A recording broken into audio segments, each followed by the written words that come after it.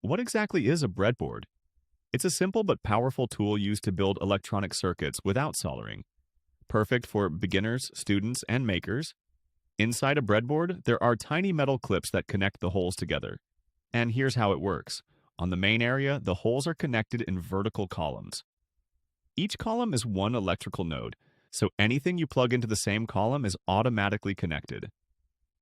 Along the sides that you'll see power rails, usually marked with red and blue lines. These run horizontally, giving you easy access to 5 volts, 3.3 volts, or ground anywhere on the board. When you place components like resistors, LEDs, sensors, or jumpers, the breadboard organizes all your electrical connections for you. Then you plug those wires into your Arduino to bring the circuit to life. So a breadboard is basically your plug-and-play playground for electronics, letting you test ideas fast and build real circuits in seconds.